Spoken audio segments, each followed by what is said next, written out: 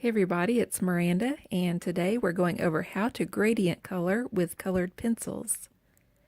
Now I'm going to be using the Prismacolor colored pencils, and you can see here that I have the light tone, the mid-tone, and the deep tone for each shade. Now this is just so my blend on my gradient will look seamless and it will blend nicely. And also I'm using a few colors to blend and burnish the colors. We'll go over that a little bit later on. So to begin, I'm using the adult coloring book Flower. It's one, I think it was just like one from the dollar store. And so this is the examples that I'm going to be going over. I'm going to show you how to do the gradient here, as you can see. And so we'll go ahead and jump right in.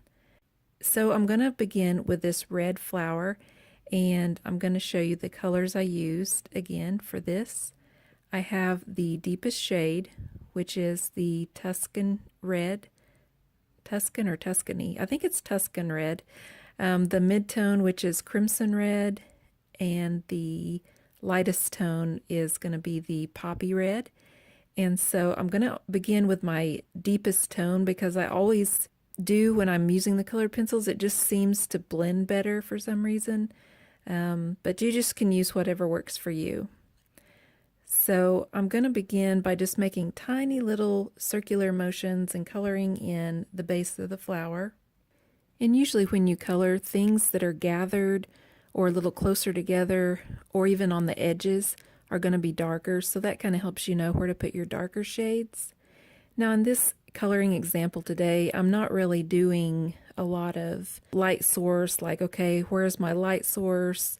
I'm just doing gradient, just straight on gradient coloring, so that way I don't really worry about that, but it does seem to look a little bit better if you do put the darker shade at the bottom, and in this case I'm putting it at the top as well, and you can see that I am just making small little motions with my pencil and always using a nice sharp pencil. So I'm going to speed this up a little bit because you kind of get the idea of what I'm doing here.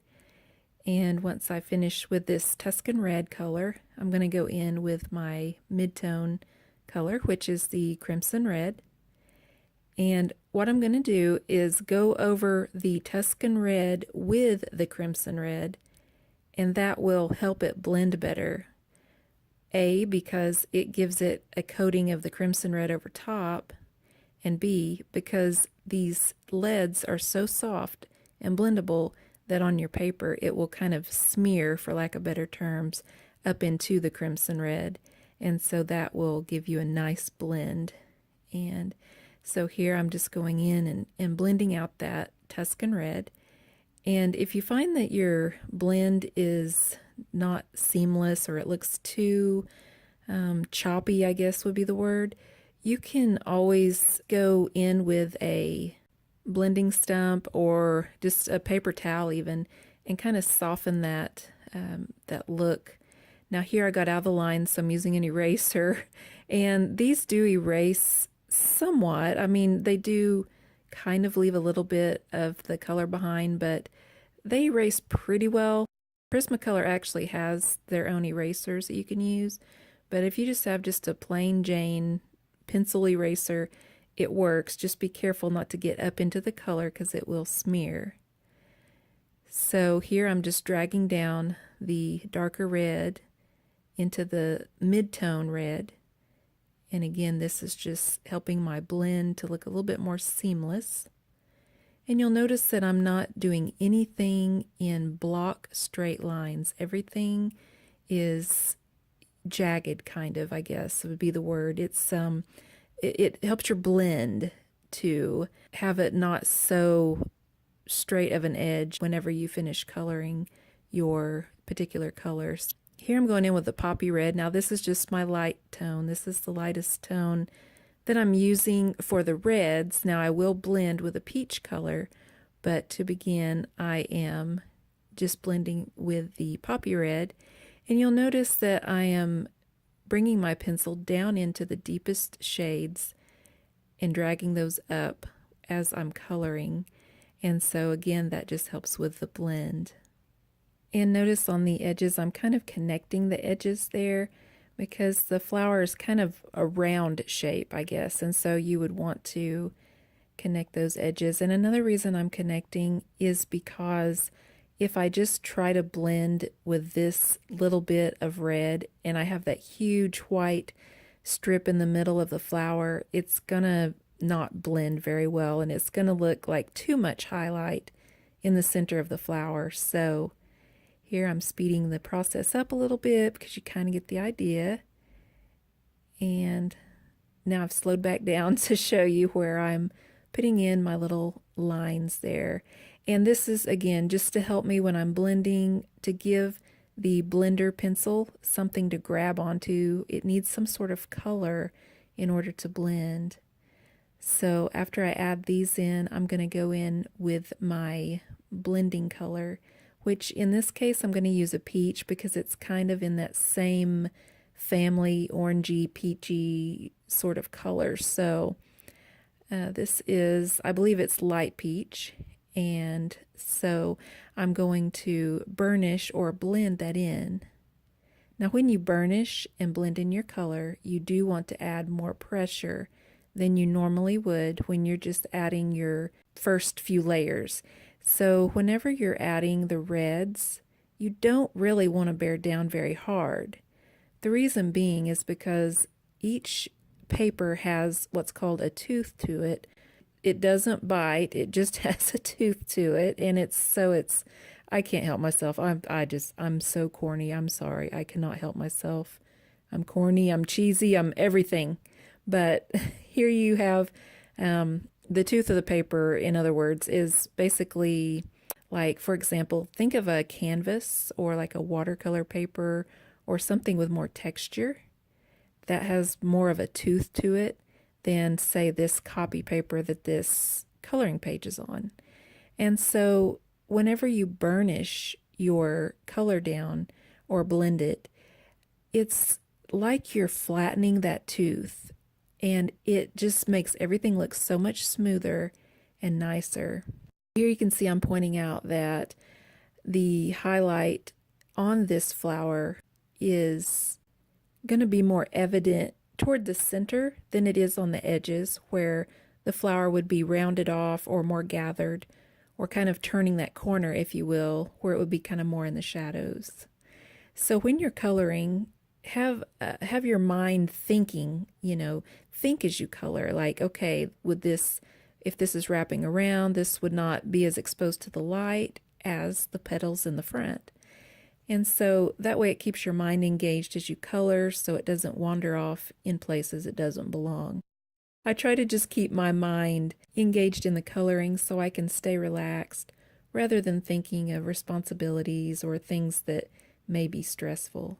So that's just a little Multiplicity Crafts advice for you from me. Okay, so here I'm going to show you the green.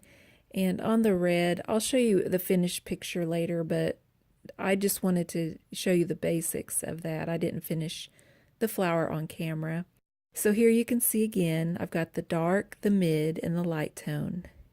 And so I'm going to begin with, you guessed it, the dark. This is indigo blue. That's not easy to say. Indigo blue. Well, that wasn't too bad. So let's go in with the indigo blue and color the base part of this little, is it a mustache? No, I don't think so. A leaf? No, I think it's just an abstract swirl. So that's what we're going to call it. Again, you'll notice I'm going in with the mid-tone second. Notice I left it kind of jagged, like a forked snake tongue. Oh, I hate to say that. That doesn't sound good. Let's see, what else could I use? Just a fork in the road. Anyway, I left it kind of like that so you could see that when I blend it, it blends nicer rather than me just coloring and leaving it like a straight block at the end or a straight line when I'm finished coloring. Now I'm going to go in with my lightest tone, and this is the light cerulean blue. I'm going to add this in and go up into the previous color and drag that down a little bit and that will help that blend nicer. Now, I don't have all of my pencils sharpened to the degree, I guess, that I normally would. But if you have them a little bit sharper, they'll do a little bit better job for you coloring. Here, I'm adding the gradient again at the bottom, so I'm going darkest to lightest from the top down, and then from the bottom up, I'm doing the same and just having a meet in the middle. As I was saying, the pencil that I'm using is not as sharp as I normally would have it. I would have sharpened it, but my husband was asleep and I didn't want to wake him up, so I just I just worked with what I had. And I mean, I got it to work, but I did have to do a couple layers of color. And you can see the white tooth of the paper there showing through. And that's just because my pencil's not sharp enough. So if you see that happening, you'll know it's time to sharpen your pencil. Now, when I blend that, you're not going to really see it, but it just makes it easier to blend if you can just keep your pencils sharp to begin with rather than having to work really hard at burnishing. So I'm burnishing with a cloud blue. You don't always have to burnish with a colorless blender or a white. You can use shades that are complementary, I guess you could say. Not really complementary, that's not the word. That are in the same color family, I guess, as what you're trying to blend. So here I've got the cloud blue, and I'm just going in little circular motions. Now this pencil for sure is dull, and I needed to sharpen it so badly, but again, I didn't want to run my pencil sharpener because it's an electric pencil sharpener. It's kind of noisy.